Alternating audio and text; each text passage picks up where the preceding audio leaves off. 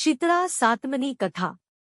શીતળા સાતમ એ એક હિન્દુ તહેવાર છે જે ખાસ કરીને ગુજરાત અને રાજસ્થાનમાં બહોળા પ્રમાણમાં ઉજવાય છે। આ તહેવાર શીતળા માતાની પૂજાને સમર્પિત છે।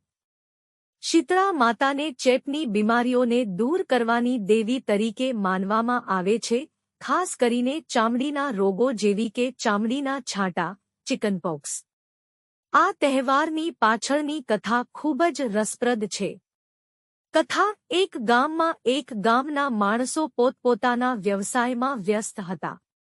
એ લોકો શીતળા માતાની પૂજા કરતા નહોતા।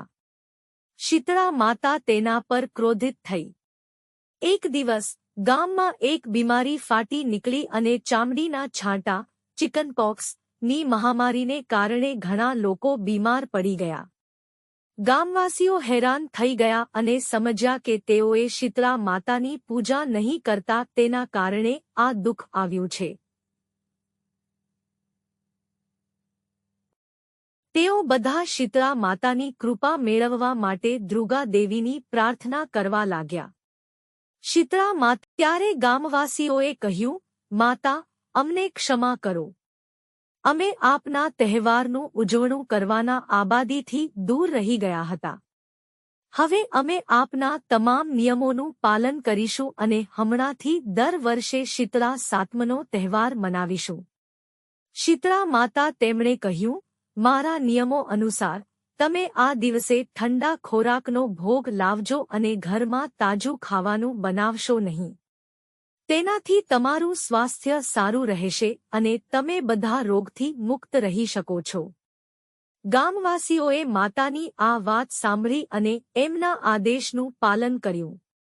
બીમારીમાંથી દૂર થઈ ગઈ અને બધા ગામવાસીઓ ખુશાલ થઈ ગયા।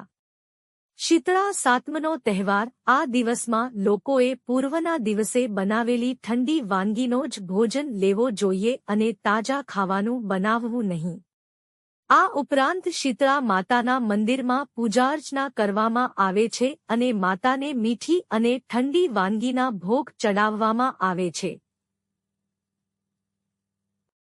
આવી રીતે શીતળા સાતમનો તહેવાર ગામવાસીઓએ રોગો સામે સંરક્ષણ અને માતાની કૃપા મેળવવા માટે ઉજવવામાં આવે છે।